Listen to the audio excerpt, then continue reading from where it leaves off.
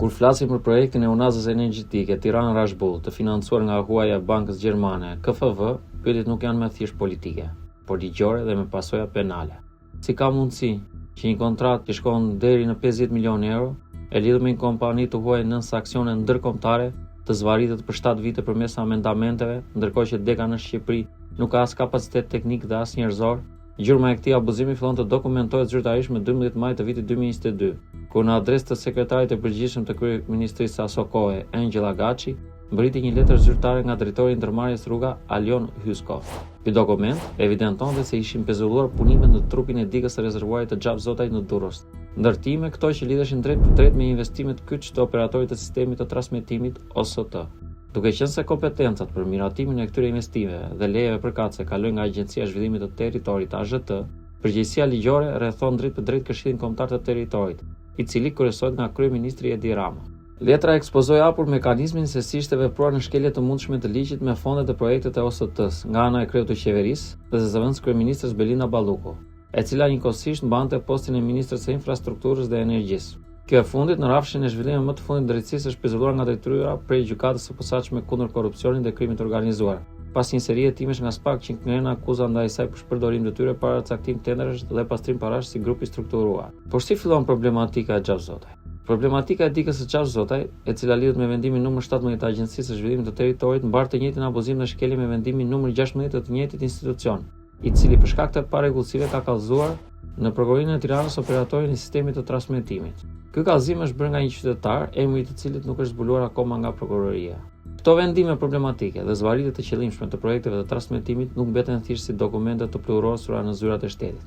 Bllokimi i tyre pati pasoja direkte dhe fatale në terren, duke u shndërruar në faktorët kryesorë që shkaktuan avarit të rënda në rrjet dhe pasiguri të skajshme në të gjithë sektorin energjetik. Ajo që nisi si një problem lokal i mungesës së energjisë elektrike për konsumatorët shqiptar u transformua me shpejtësi në një krizë me përmasa ndërkombëtare. Një fakt ky nxjerr nga raportet e vet të operatorit të sistemit të transmetimit dhe nga rrjeti paneuropian i operatorëve të transmetimit të energjisë elektrike ENCOE. Konkretisht me 21 qershor të vitit 2024 në orën 12:09, sistemi elektrik i gjithë Europës juglindore pësoi një incident të rëndë me efekt domino, i cili përfundoi në një kolaps të plot voltazhi dhe në humbje katastrofike të ngarkesës në rrjet. Sipas analizës zyrtare të ENCOE, kjo ngjarje u klasifikuar me shkallën e 3 të rrezikut si incident me pasoja paralizuese për Malin e Zi, Bosnjë-Hercegovinën, Kroacinë, Shqipërinë dhe Greqinë. Zanafilla e këtij kolapsi rajonal erdhi nga dy stakimet të linjave të tensionit të lartë 400 kV për shkak të kontaktit të drejtë për drejtë të përcjellsve me bimësinë e papastruar pranë korridoreve të sigurisë. Në orën 12:09 u stakua linja malazeze Podgorica-2 Ribarevin, ndërsa pak minuta më vonë, në orën 12:21,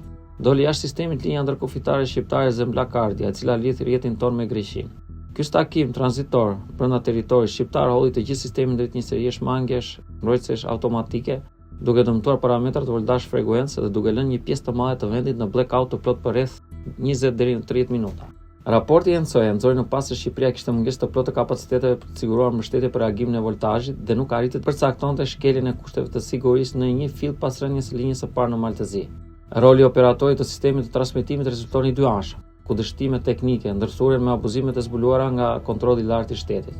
Në ditën e incidentit, rrjeti shqiptar ishte qëllimisht i dobësuar sepse disa nga lidhjet më kryesore të transmetimit ishin stakuar artificialisht për arsye të punimeve dhe riparimeve të hapura në terren. Vetë raporti i brendshëm i OST-s konfirmon se menjëherë mbas takimit të linjës Zembla-Kardia pati një rënje të theksuar tensioni edhe në linja Tiranë-2 Podgorica dhe Koplik Tiranë-2, çka solli de-energjizimin e plotë të sistemit brenda pak minutash.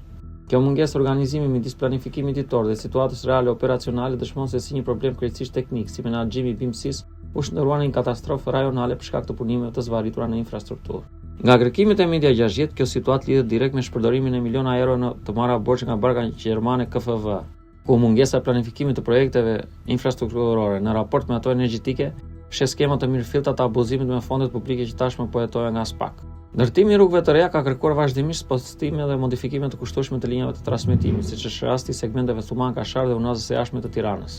Këto pamje që shikoni nga ish zëvendës kryeministre dhe ish ministri i infrastrukturës dhe energjisë, Belinda Balluku, dhe drejtorëve të saj, janë pamje të pastra të propagandës për sa i përket rrjeteve të energjisë. Faktet tregojnë se në skenë shfaqet biznesmeni Valter Bega, ish ortak i ish drejtorit të autoritetit rrugor shqiptar, Ervis Berberi, të dy të arrestuar nga SPAK nën akuzat se kanë kaluar fonde publike përmes kompanive të kontrolluara prej tyre me qëllim përfitimi dhe pastrimi parash. Në vitin 2019, kompania Net Group e Walter Begaj si bashkim kompanish me Ilirian Consulting Engineers fitoi tenderin me vlerë 13 milion lek ose rreth 100.000 euro për mbikëqyrjen e punimeve gjatë zbatimit të kontratave të operatorit të sistemit të transmetimit. Për më tepër, Ilirian Consulting Engineers është pjesë e konsorciumit që ka fituar koncesionin e shumë përfolur Milat Tuman, së bashku me Gener 2 dhe IDK Konstruksion, një koncesion që i vënë shinjestër për konflikt të pastër interesi. Pasi ish zëvendës kryeministria, Belinda Balluku ka firmuar vendimin e Këshillit të Ministrave në favor të kompanisë ku figuronte Blendian Talipi, i cili është familjar i varësit të saj dhe njëkohësisht administrator aktual i operatorit të sistemit të shpërndarjes. Këto fije interesash dhe kontrata mbikëqyrje lidhen direkt me projektin e linjës së transmetimit Tiranë-Rashbull, i njohur si Unaza Energjetike 110 kV e Tiranës, e cila në drejtimin e administratorit Skerdi Drenova dhe ministres Belinda Balluku u amendua dhe u ndryshua disa herë, duke bërë që kostot të fryshin me rreth 25% më shumë se vlera totale fidestare e parashikuara. Kontrata bazë për këtë projekt u firmos më 14 nëntor të vitit 2018 me kompaninë portugeze FACEC Engenharia e Sistemas për lotin e parë, por përmes amendamentit numër 3, afatet u shtyrë në mënyrë të pajustifikueshme deri në mars të vitit 2024 për seksionin e parë dhe deri në gusht të vitit 2025 për seksionin e dytë. Ndërkohë që vlera e kontratës pësoi një rritje galopante prej mbi 4.7 milionë eurosh, duke kapur shifrën totale të 23.9 milionë euro. Kjo rritje e kostove u justifikuar nga kompania portugeze përmes kërkesave të vazhdueshme për kompensime shtesë, duke pretenduar vonesa nga pandemia, arritje të çmimeve ndërkombëtare dhe përshkallëzim të kostës së materialeve. Pretendime këto që pranuan nga drejtuesit e OST-s pas një penalitet, duke lënë kontratën të hapur ndaj abuzimeve të mëtejshme financiare. Ndërkohë në stacionin e Rashbullit dështimi mbeti i dukshëm në terren, ku auditi konstatoi se kolaudimet e punimeve u kryen nga grupet e brendshme të OST-s, anëtarët e cilëve nuk posedonin licencat profesionale, duke shkelur në mënyrë të drejtpërdrejtë ligjin për kontrollin dhe disiplinimin e punimit të ndërtimeve, çka i bën këto akte ligjërisht të pavlefshme. Kaosi u thellua edhe më tej nga ndryshimet arbitrare të konfigurimit teknik, pasi sipas marrëveshjes ndërkombëtare të UAS, linja duhet të ndërtojë rreptësisht për një kapacitet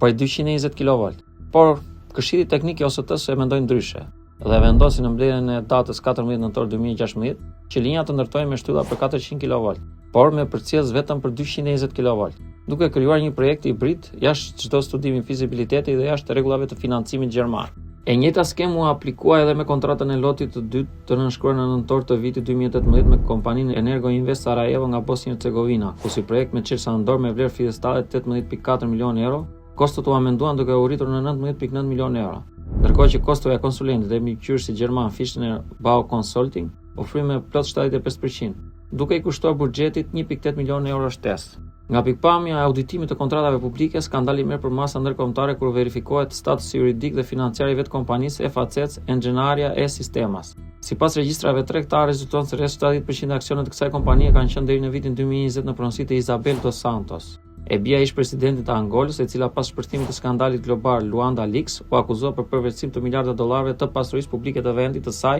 përmes strukturave offshore si Winterfell Industries. Pas këtij investigimi ndërkombëtar, llogaritë e saj u ngrinë dhe qeveria portugeze u detyrua të miratonte një dekret shtetëzimi për 71% të aksioneve të FACEC për të rinisur riprivatizimin e saj, ndërsa Shtetet e Bashkuara të Amerikës, Britania e Madhe dhe Bashkimi Evropian vendosën sanksione të rrepta ndaj saj për korrupsion madhor. Pavarësisht këtij skandali ligjor ndërkombëtar, deka e FACEC në Shqipëri e themeluar në tetor të vitit 2018 vazhdoi të operonte në jetë të plotë dhe këtu shpërthen shkelja më flagrante e ligjit në prokurimin publik në Shqipëri. Të dhënat zyrtare dëshmojnë se kjo dek nuk ka pasur asnjë punëtor të regjistruar gjatë periudhës kritike të realizimit të kontratës nga viti 2019 deri në vitin 2021, por ka pasur vetëm një të punësuar në vitin 2022 dhe vetëm 3 punëtorë në vitin 2023. Tani kompania mund të pretendojë që e ka bërë nëpërmjet kontraktimit, por ligji shqiptar ndalon kategorisht që një nënkontraktor të realizojë më shumë se 50% të volumit të punimeve të një kontrate publike, gjë që bën krejtësisht mister faktin se si një kompani pas një punëtor dhe me një xhiro maksimale vjetore të papërfishme prej vetëm 60.000 eurosh në vitin 2022, ka arritur të tërheqë pagesa prej miliona eurosh nga operatori i sistemit të transmetimit.